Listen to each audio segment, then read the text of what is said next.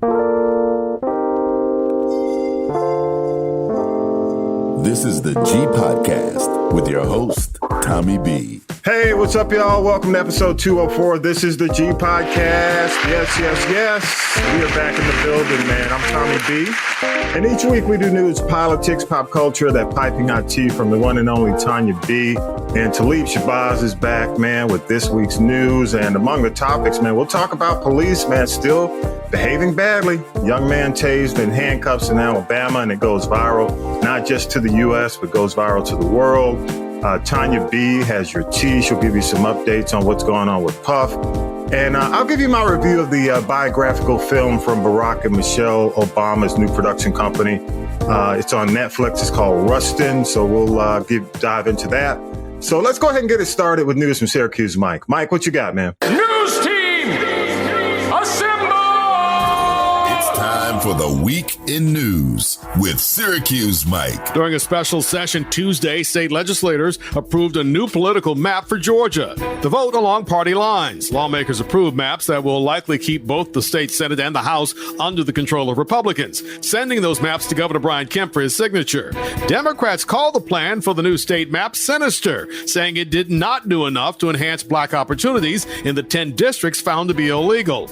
Democrat and Senate Minority Leader Gloria Butler believes Judge Steve Jones won't approve this map. I don't know that they would put it in our hands again since we don't seem to get it right. But Republican State Senator Bo Hatchett said they did what the judge asked them to do. A lot of time, energy, and effort was put into making sure this complied with the judge's orders. State Senate lawmakers also approved a map that maintains Republicans' 9-5 advantage in the U.S. House.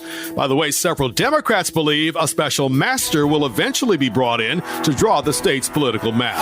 Oscar-winning actor Jamie Foxx made his first major public appearance since being hospitalized earlier this year. He was at the Critics' Choice Association celebration event in Los Angeles Monday night.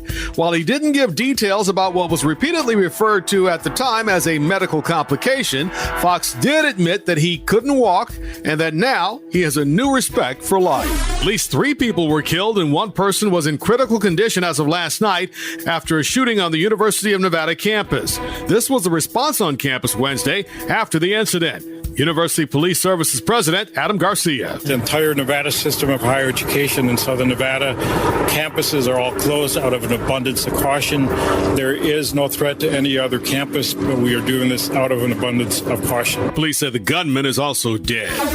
Kevin McCarthy says he's done. The former Speaker of the House announced in a Wall Street Journal op-ed piece that he will not seek re-election and is leaving Congress. McCarthy says he will stay involved in Republican politics.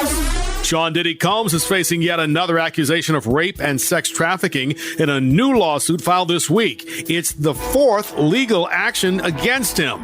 The unnamed accuser alleges that Combs and 2 others gang raped her when she was 17 and still in high school. Norman Lear, who changed network television in a dramatic way, has died at the age of 101. He created or produced and wrote some of TV's most memorable sitcoms of the 70s and 80s, including All in the Family, Sanford & Son, The Jeffersons, Maude, and Different Strokes. He was such an iconic figure in television that all of the major broadcast networks aired what they called an on-air in memoriam card for Lear. It appeared at the same time Wednesday night in primetime on CBS, ABC, NBC, Fox, and the CW. We have learned more about the gunman who killed 3 people and wounded a 4th on the University of Nevada, Las Vegas campus. Law enforcement officials say Anthony Polito had applied for a job at the school but was not hired. The unemployed professor was fatally shot by police following a confrontation outside the university. Law enforcement officials say the job application for a UNLV professor opening was from 2020. It's not clear if that rejection was a motive for the shooting. Hunter Biden has been indicted by California federal grand jury. He faces 9 charges, including 3 felonies for failing to pay his taxes, underreporting his income, and exaggerating his expenses on tax returns between 2016 and 2019. The announcement came months after a plea deal over tax and gun charges fell apart. The president's son could face 2 criminal trials before his father runs for re-election against Donald Trump, who has his own legal problem. Thanks for the headlines, Mike. Yeah, we are here, man. Episode 204, Tommy B and the one and only Talib Shabazz.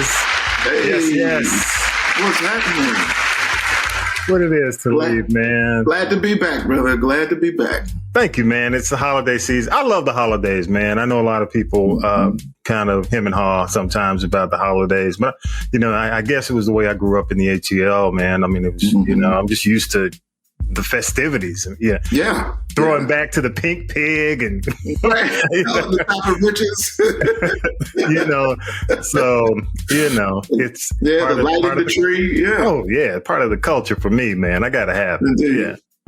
Yeah, but each week, we do the news and politics, man, and I want to just thank Mike Roberts, man, down there in Middle Georgia for providing his headlines every week, man. Let me give him his applause. Yeah. Especially, as we especially as we approach the end of the year, I got to say thanks to Mike, man. He, there's so much going on, man. He manages to capture just about everything out there. So, just real quick, and I'm not going to really deal in depth with the titles I'm going to mention or the hot topics, but the Georgia maps are, as the Georgia Democrats like to call them, sinister. But I have to ask, man, since they're so sinister, why y'all not being as aggressive about, it just seems to me they're not as aggressive considering what's at stake. Now, they're making an assumption that these maps are going to go back to the judge, the federal judge, and they're not going to agree with the Republicans on the changes because the Republicans are playing like lawyers. Many of them are. You can always make adjustments for what's being asked. Doesn't mean it's right. Correct. You know what I'm saying?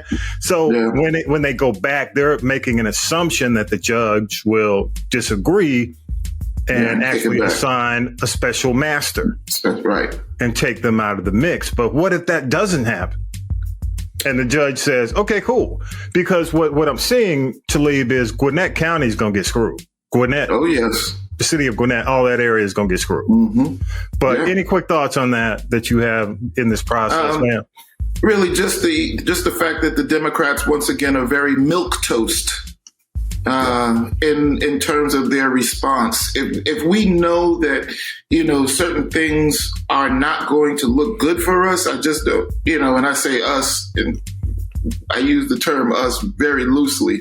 Mm-hmm. But they just don't seem to be very motivated to move in the direction that the people want them to.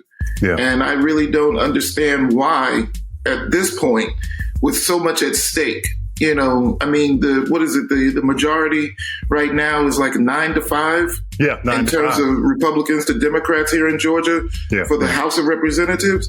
Yeah. So why would you not try to get something that at least gives us a 7-7, what I mean?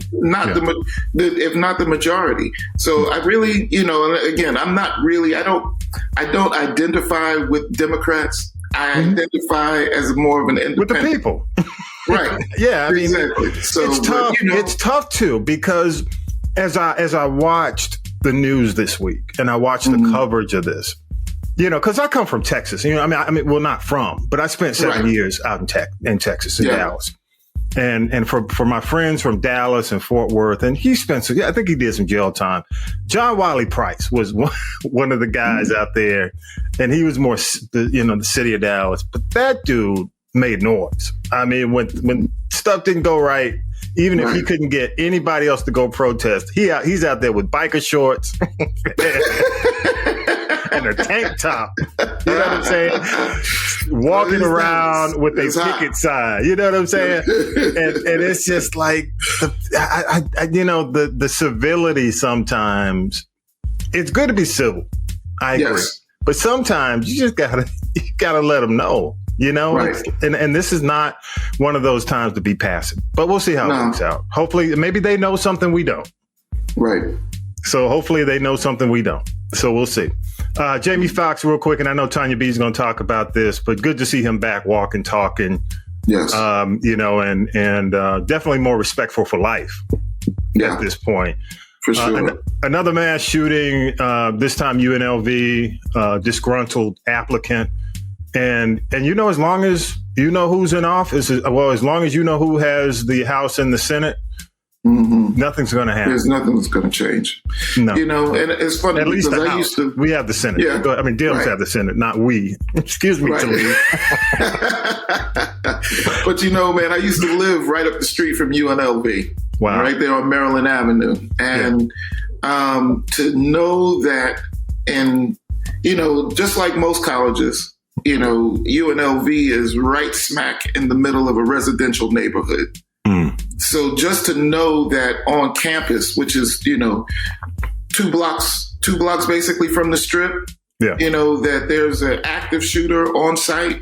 And Vegas just went through, you know, a couple of years back, the mass shooter at the country show.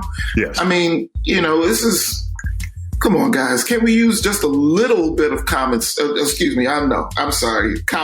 wanted to say common sense, but guys, can't we just think about this a little bit and apply some basic truths to these scenarios? This shouldn't be happening.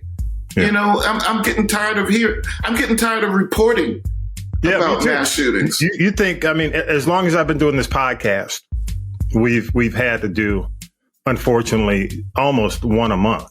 I mean, I'm talking about. I go back to 2015, 2016. In some cases, I'm not saying. I mean, there's always one.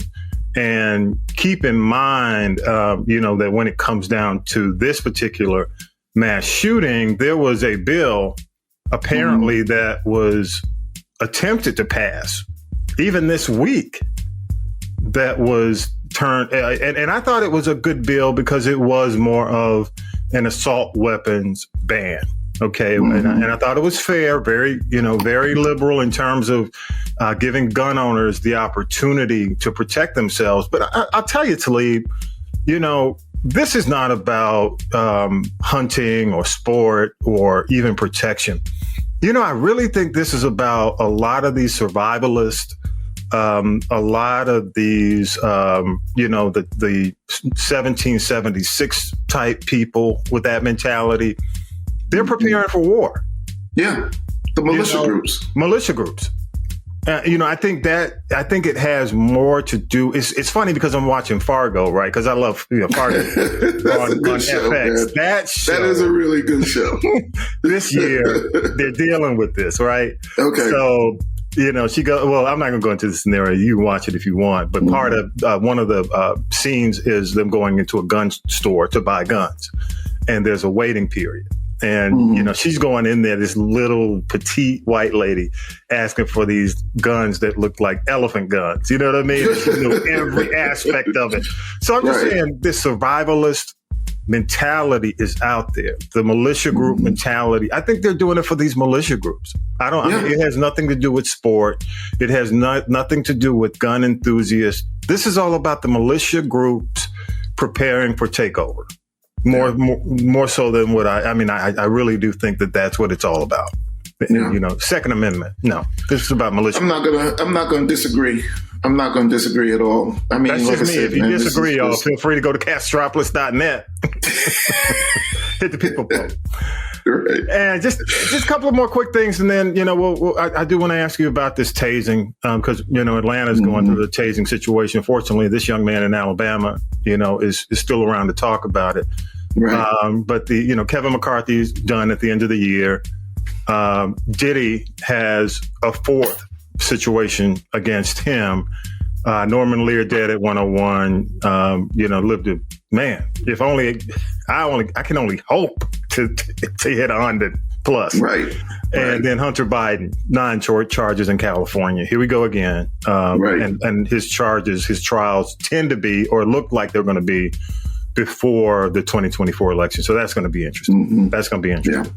Yeah. But one thing, man, I do want to address this, man, and Mike didn't get to it, the tasing that happened to the 24-year-old on the side of the road changing his tire. And this happened in Alabama. I want to play the audio of it, and it's disturbing. I will give you a heads up if you want to, fast forward past it. Not too much, just a little bit. But here we go. I want to play this and just kind of get an idea of the distress this young man was dealing with. Here we go. Right there on the front of the car.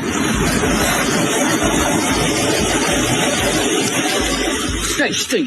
I ain't doing shit, but I got gun right there. I'm not doing it. Oh, yeah. I'm saying, what you saying? Oh, yeah, for? I'm not. Oh, my God. Okay. Down, oh, my fault. Oh, my God.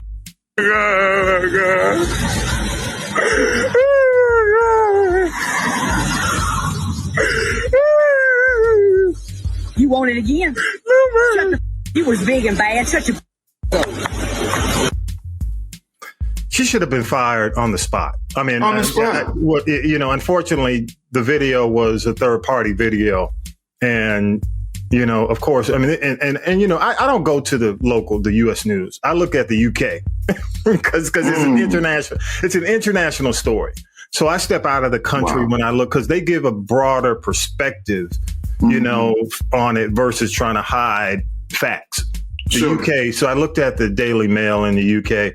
Officer Dana Elmore was seen on camera swearing. That's why you hear the audio drops, because they dropped that out for their audience.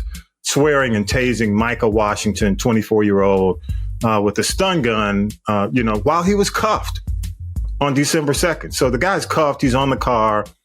And, Washington said basically in an interview with an Alabama news station that he's really traumatized. And he had friends who were police officers, and he had respect for police officers because he knew people who did the work. But he said he doesn't know how to feel about police going forward. And, 24-year-old kid, he's a kid. OK, he said he did not even know what he was being charged with when they arrested him. But basically, they said it was fentanyl trafficking. They tested it. It wasn't, whatever he had wasn't fentanyl. One, he had a permit to carry the gun. He had, because she pulled the gun out on the video, and all the charges have been dropped. I think there's a lawsuit currently in play that he and his attorney filed a lawsuit against the police department, and it's in the millions. So, Talib, what are your thoughts, man? When you saw it, when you heard it, what are your thoughts? It's disgusting. Truly, it's disgusting. To see this gentleman who was not resisting arrest, not putting up any kind of, struggle or anything like that, was definitely in handcuffs when the police officer is standing behind him with the stun gun in his back, and she's, shut your bitch ass up. Mm-hmm. What? This is somebody, again, man, these police officers do, police officers acting badly. Yeah. It's just one more incident where this is, look, I can understand if the dude was being disrespectful, calling the lady out of her name, then yeah, as an individual, I could understand what would bring the aggression out of the police officer to make her say something like, shut your bitch ass up. Yeah. But to see that this guy is like, hey, what am I doing here? It's not a traffic stop, and he's being asked for ID because he's under his car trying to fix the tire. Come on, y'all. What are we really doing? These police officers, listen, I know that they're, not every police officer is a bad guy, but guys, there are too many bad apples in your bunch. It's spoiling it for you. Y'all are going to have to do better. Yeah. That's it. Yeah.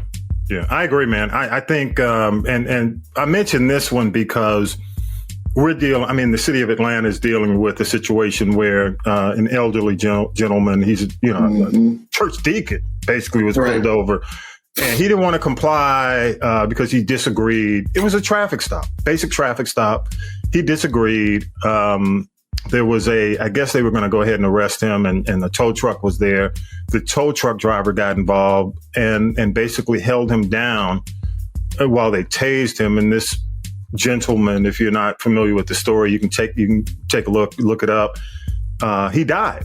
So his family is basically taking legal action against the city, against the tow truck company.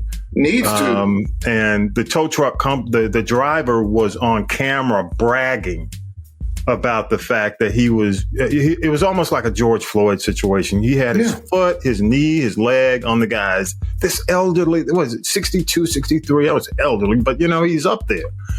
So anything can happen. You don't know if these guys have heart conditions, or anything that you may not know about.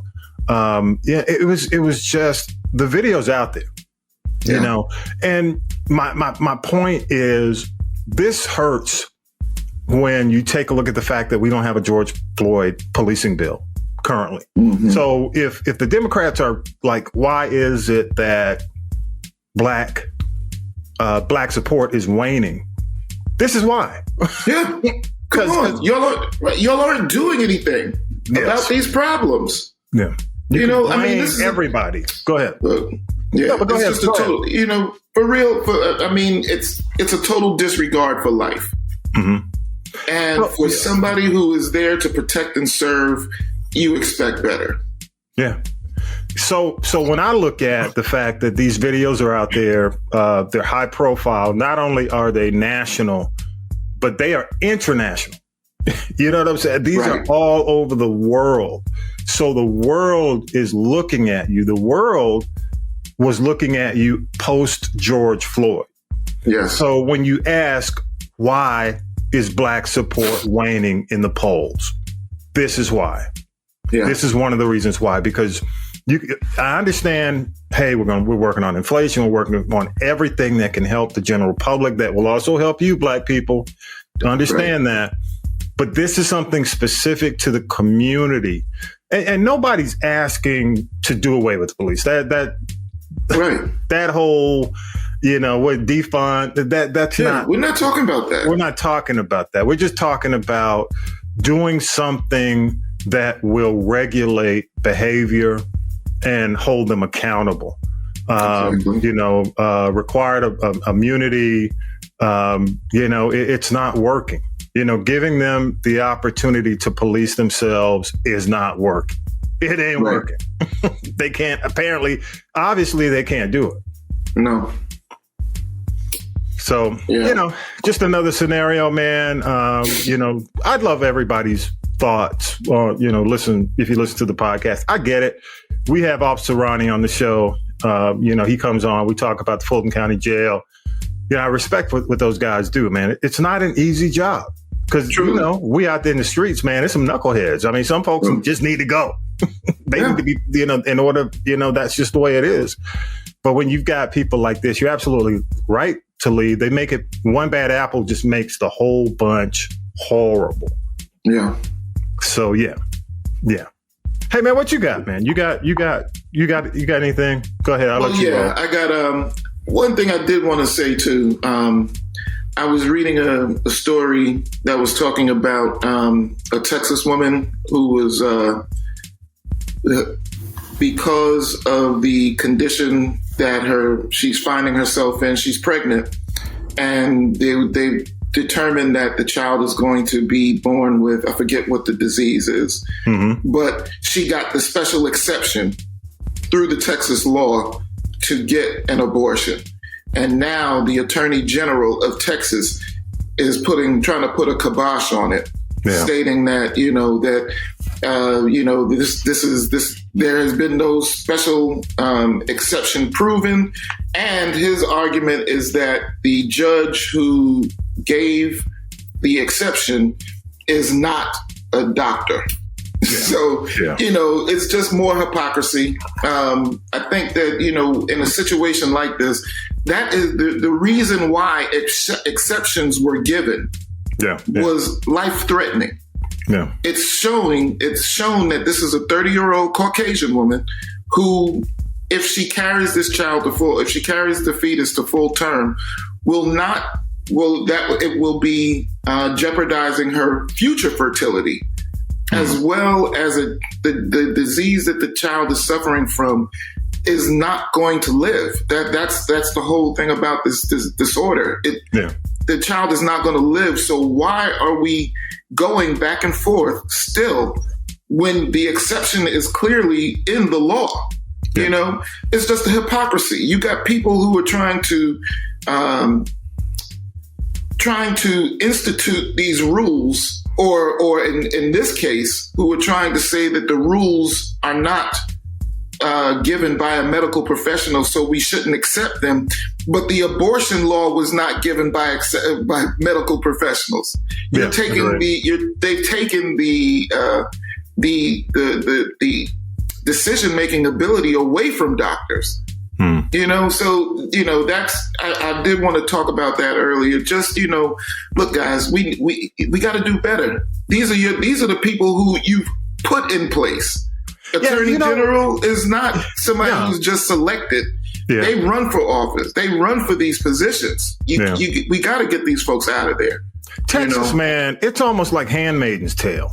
A lot of these states, if anybody's familiar with the concept, Handmaid's Tale, that's what it looks like it's going back. That's what they want. It's like, this is what we want. We want control. We want total control over the women. Exactly. So, and just real quick, because I know you got a story about this. Mm-hmm. Do you know they're trying to pass a law where if you visit porn sites in Texas, you have to have your photo uploaded?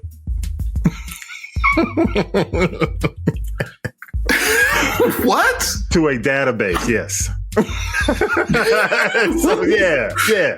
So now it's not bad enough that the ISP can see that I'm watching porn, but now you need a photo of me as well? They're about to pass I didn't get all of it, but there's a law out there in Texas. Texas is something else, bro. Texas, y'all are not Florida. Stop this. Hey, Texas. Florida is trying to beat Texas. That's how bad it is. What else you got, man? What else you got? What else? You got something else? Yeah, this one we could file in the news of the weird. But TMZ has reported that a cop has been arrested for attacking a sex shop worker who was pissed that his wife wanted big toys. Damn. So apparently in Oklahoma, they're saying that size does matter. Let me give it to him. There you go. So the police officer goes with his wife to a sex shop because she's purchasing a new toy, and got annoyed that the toy that she wanted was bigger than his own member. Oh my God. So he starts an argument inside of the store. He goes to try and backhand his wife. The worker steps in between them, gets beat up. The guy leaves the shop in a Bentley. Now, convertible Bentley, the police officer. Yes. And gets pulled over for speeding. As the police officer who got him for speeding is about to let him go, they get the call that this guy has assaulted someone, and that's how he got arrested. Let me give it.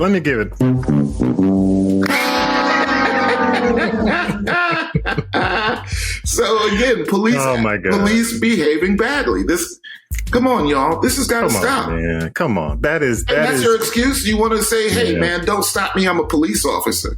Well, that's supposed to mean anything. It gets back to, can we really allow them to police themselves? No. It's almost... I'm sorry. It's almost like the NCAA and what's going on with the Final Four. It's like sometimes people, you know what I mean? You just got to bring in, I guess, to take a little bit from George, you got to bring in the special master. Right. We need a special master on this one. Yes. Love your thoughts, y'all. Go to castropolis.net. Love your thoughts. Hit the people poll. And leave us a voice message. I'm still waiting on you, Lenny. Still waiting, bro. I'll play back the best. I think Lenny sent that response out. Lenny heard everybody. He's like, "Oh, really? Get out of this."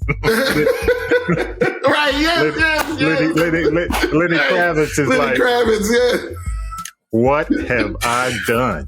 Man, let me get out of Come on. Right. Actually, before we wrap, man, let people know about the exhibit one more time. Sure. So in celebration of 50 years of hip hop, and at the time, Hip Hop History Month, Earwax Records, the former Earwax Records and Tape store, we put together an art exhibit to celebrate this 50 years from the perspective of the record store. The exhibit has now been extended by Emory. So we have another month, January 7th. This will be going on until. So it gives everybody another opportunity to come out and check out the scenes, see yourself in some of these pictures, listen to some of the music and the mixtapes and, just to see some of the videos and stuff that we've got. I mean, the exhibit is incredible. And nice. We've also been told that the amount of traffic that we've had since the beginning of this exhibit is more than this gallery has received over the last 9 months, 10 months. Good stuff. Good stuff. So, it just goes to show, man, that presented in the proper manner, it's a benefit to the community. Yeah, so true. Congrats to you and Jazz, man. Good work. Appreciate that, man. For real. Glad your legacy's, being acknowledged appropriately. Indeed. Good stuff. Thanks to the Newsmaker crew again. Talib Shabazz, thank you so much, man. Yeah. Let's go ahead. We'll take a break. We'll come back with the tea with Tonya B. Damn, man. Appreciate you. I can't even say it now. Texas. Hey, Texas got me messed up, man. Texas. Damn Texas. Appreciate you, man. We'll be right back. See you next week. I know. Peace. More. This is the G Podcast after the break.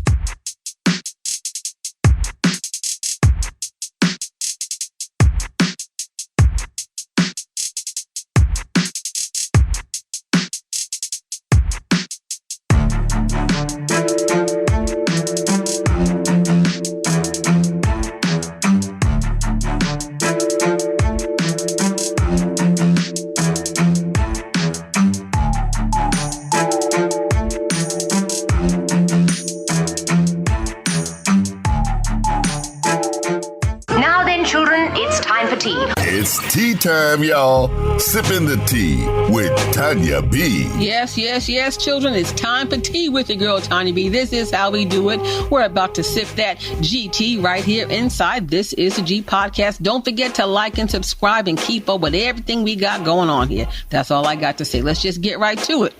Let's go down to the 5,000 Black Baptist Church altars in Atlanta and points north and south and say rest in peace to Ellen Holly, the groundbreaking actress from One Life to Live. She was one of the first, if not the first, African-American female to have a lead role in a soap opera. Age 92 years young, she will be missed. Actor Ryan O'Neal, more known for acting in all the trauma in his family. He's the ex-husband of the late Farrah Fawcett, and he passed away at age 82. Most people know him from Love Story in the 60s, maybe Paper Moon in the 70s or so. And he made movies with what's her name? Barbara Streisand, a whole bunch of people. Yeah, anyway. Also, we want to say rest in peace to the iconic TV producer, Norman Lear, at the age of 101. 101. Good God, what a life. He gave us Good Times, The Jefferson, Stanford and Son, Facts of Life, and so many more. Touched on a lot of topics, Tommy B, that were taboo in the 70s. Maybe not so much now. Also say rest in peace to the second generation of the legendary Intruders, singer Glenn Montgomery. If you really don't know the group, you know I'll Always Love My Mama. Everybody know that song. Okay, I'm just saying. Also, rest in peace, and just sending up prayers of strength and power and positivity to Oscar winner Forrest Whitaker. His ex-wife Keisha Nash Whitaker passed away at the young age of 51 from a long time battle with an eating disorder. They had children separately and together, but she will be missed, and every child misses their mama. All right, Jamie Foxx finally came out in public, very tearfully accepting an award earlier this week, still not admitting his stroke. But when somebody says it took me 6 months to learn how to walk again, you know something was going on. Something going on at the trial of Jonathan Majors is not looking too good. We got to lay him on the altar. Megan Good got some good news. Her show, Harlem on Amazon Prime, has been renewed for season 3. Might be just in time for when his checks run out. Also, in more crime news, Rohan Marley is in trouble again. He is the married baby daddy of Lauryn Hill's children. He may be going to jail. He lost a $15 million accident liability lawsuit, never paid a penny. Woo-hoo, he may miss the premiere of the Bob Marley story, which is the story of his dad. That hits the big screen in less than 60 days. Kodak Black, good God, he back in jail too, arrested for drug possession. After the cops found him asleep at the wheel of his Bentley, he tried to eat the evidence and say he was taking a pain pill, but he also is going to be in pain because he has violated his probation. Singer Monica in the news again, saying her heart has been broken yet again. She started dating the incarcerated rapper C Murder, the brother of Master P, who's in jail for life, and she was trying to get him out. But guess what? Tommy B, he was cheating on her from inside the jail. Monica, you've been played like a $2 flute girl. Hopefully she'll make better choices with the men she picks to have in her life. And hopefully she'll find happiness sooner than later. Well, primetime coach Deion Sanders and Babyface's ex-wife Tracy Edmonds have split up after a 12-year engagement. I wouldn't wait that long. They actually split up some months ago back in the summer. Allegedly, she's claiming she did not fit into his life because it was based around nothing but football and his children. But word from the curb is he was cheating in the next room, creeping with a 20-year-old fitness model. They claim they will stay friends and Tracy gonna be okay. Now, if you didn't see Usher in Las Vegas, fret not. After the Super Bowl, he'll be back in residency again before he hits the road for his world tour. Atlanta rapper 2 Chainz, also, I call him the Atlanta AARP rapper, catch that T. He was involved in a pretty bad 3-car crash. He was hit by a car in Miami while attending Art Basel in Miami, allegedly, but he was really leaving a strip club called The Booby Trap. He was rushed to the hospital. I hear he will be out probably by the time you hear my voice. TJ Holmes and Amy Roebuck got a job hosting a podcast, and their exes are reportedly dating and have been dating for the last 6 months. To that, I just say rebound stunt. That's what a rebound is. Reboundstunt.com. Anybody care? Not me.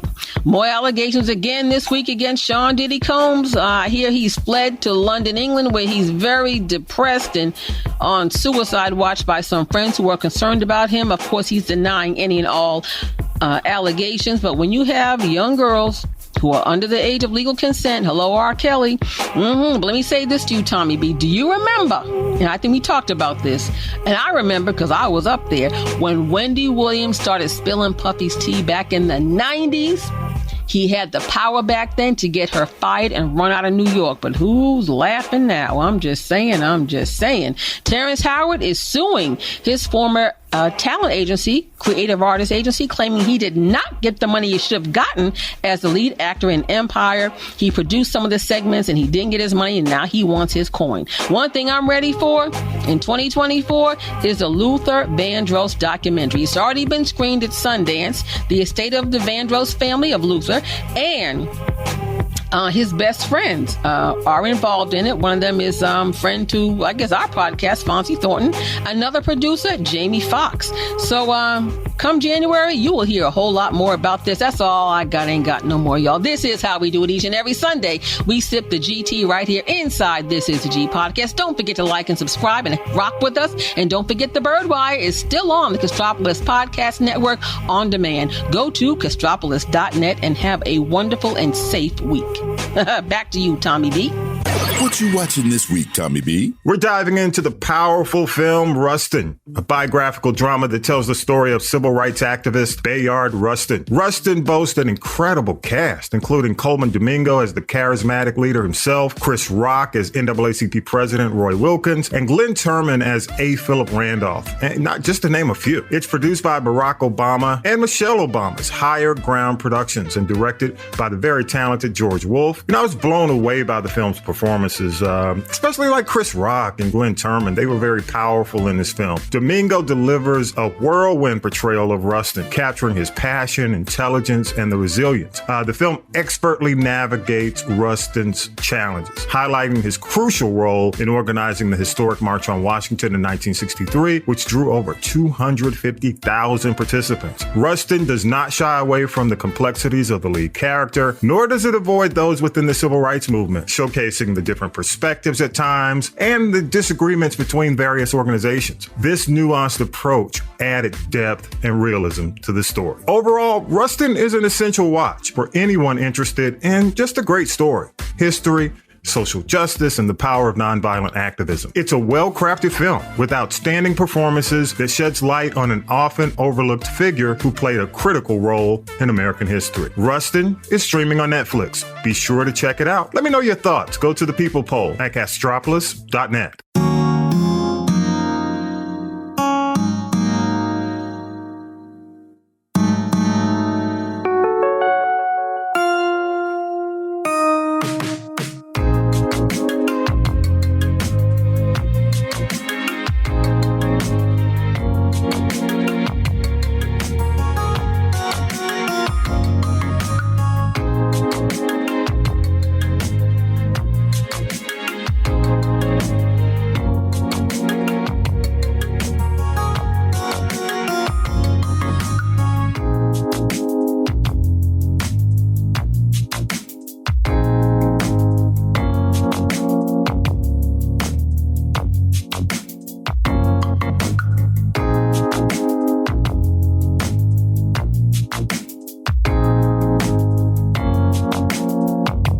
Big thanks to Syracuse Mike, Tonya B, Vi, Talib, author and political analyst Harold Michael Harvey. Don't forget, y'all, get the book at haroldmichaelharvey.com. Thanks to the crew, man, Millennial Nick, Lady J, Regia, music by K-Dub, all those who help us make it each and every week. Don't forget, Sundays at 6 p.m., you can stream us first. All of our links are on social media, or just go to castropolis.net. Don't forget, share us with friends, y'all. Don't cost you nothing. And the big PSA for this week, you probably heard the story about the young woman caught dousing Dr. King's birth home in the ATL with gas, attempting to burn it down. She was arrested and is under psychiatric care. What you probably don't know is that she's a former vet and she's suffering from mental health issues, and her family had been attempting to find her for days. Let's hope she gets the help she needs, and let's pray for our vets out there, and let's hope all our vets get help. A reminder, y'all, don't forget our 200th episode long sleeve tee is available at castropolis.net. All proceeds go to the podcast, and don't forget to subscribe and turn on your notifications for the daily each day. And check us out. The holidays are upon us. Some of you have already taken holidays. Some of you taking the rest of the year off. So as you travel, make sure you share the podcast with family and friends. With that, episode 204 is in the can, y'all. Have a great week. Peace and power to the people. You've been listening to This is the G Podcast. And This is the G Podcast is a production of the Castropolis Podcast Network. Thanks for listening.